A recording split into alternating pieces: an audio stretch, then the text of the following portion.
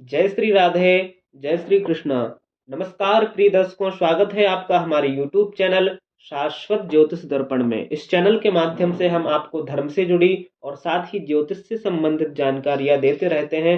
अगर आपने हमारे इस चैनल को सब्सक्राइब नहीं किया है तो कृपया सब्सक्राइब कर लें और साथ में लगे बेल आइकन को भी दबा दें, जिससे कि आगे की जो महत्वपूर्ण जानकारियां हैं वह आप तक पहुंचती रहें। आज एक बार फिर हम आपके समक्ष उपस्थित हुए हैं एक बेहद महत्वपूर्ण जानकारी लेकर। तो चलिए शुरुआत करते हैं।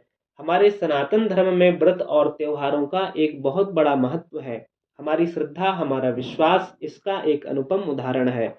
आज हम बात करने वाले हैं एकादशी व्रत की, क्योंकि हमारे वैष्णव धर्म की जो परंपरा है उसमें एकादशी व्रत का बहुत ज़्यादा महत्व बताया गया है। यहाँ तक कि एकादशी के व्रत को समस्त व्रतों का राजा भी कहा गया है। तो कहीं ना कहीं जो एकादशी व्रत करते हैं और जो व्रत नहीं भी करते हैं, उनके भी मन में यह जिज्ञासा तो रहती ही होगी कि आखिर एकादशी व्रत क्यों करना चाहिए, इस व्रत के करने से क्या लाभ प्राप्त होता है, लोग इस व्रत को क्यों करते हैं। ऐसे तमाम सवाल लोगों के दिलो दिमाग में चलते रहते हैं और कुछ लोग ऐसे प्रश्न पूछते भी रहते हैं। तो हमने सोचा क्यों ना इन्हीं सब प्रश्नों के जवाब में एक वीडियो के माध्यम से आप सब तक पहुंचाया जाए। सबसे पहले हम यह जानते हैं कि एकादशी क्या है। तो सीधा सा एकादशी अर्थात एकादश, जिसे हिंदी अंक गणना में 11 कहते हैं, उसी को पंचांग काल गणना में 11वीं तिथि जो होती है उसी को एकादशी बोलते हैं, उसी को एकादशी के नाम से जाना जाता है। हमारे हिंदी पंचांग काल गणना में दो पक्ष होते हैं, एक होता है शुक्ल पक्ष, एक होता है कृष्ण पक्ष। शुक्ल पक्ष का मतलब जब चंद्रमा पूर्णिमा की तरफ बढ़ता है, और कृष्ण पक्ष का अर्थ होता है जब चंद्रमा अमावस्या की तरफ बढ़ता है। तो यह 15-15 दिन का जो काल गणना रहता है इसे पक्ष कहते हैं, शुक्ल पक्ष और कृष्ण पक्ष। अब इन गणना के अंदर से शुरू होकर 11वां दिन जो पड़ता है वो एकादश कहलाता है, उसे हम एकादशी भी कहते हैं। अब आगे लोग अक्सर यह पूछने की जिज्ञासा रखते हैं कि एकादशी व्रत क्या है, इसकी शुरुआत कब और कैसे कहाँ हुई। तो आइए इस पर भी थोड़ा दृष्टि डाल देते हैं। देखिए, जब हम गंभीरता से अपने धर्म के बारे में कुछ जानने की जिज्ञासा रखते हैं और वेद शास्त्र आदि का अध्ययन करते हैं, उसमें खोजते हैं, तो पता चलता है कि जितने भी हमारे देवी देवता हैं, व्रत और त्योहार हैं, इनका अपना एक वास्तविक रूप भी है। उसी तरह एकादशी का भी एक अपना स्वरूप है। एक कथा आती है जिसमें बताया जाता है कि एक मुर नाम का एक दैत्य था। मुर नाम का एक राक्षस था जिसने अपने प्रभाव के कारण कई बार सारे देवताओं को पराजित कर दिया था।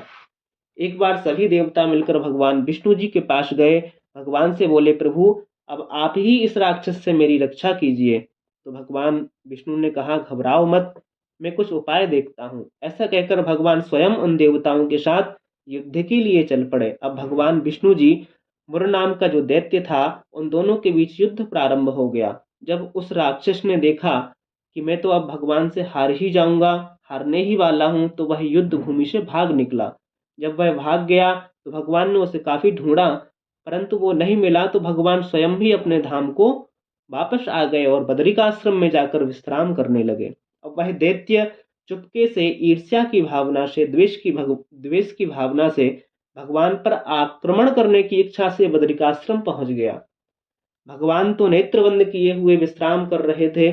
उसी समय उस मुर नाम के राक्षस ने भगवान पर आक्रमण, ऐसे ही वह आक्रमण करने वाला था कि भगवान के शरीर से एक दिव्य ज्योति देवी के रूप में प्रकट हो गई और उन देवी ने क्रोध की हुंकार भरी, जिससे वह मुर नाम का जो राक्षस था वह जलकर भस्म हो गया।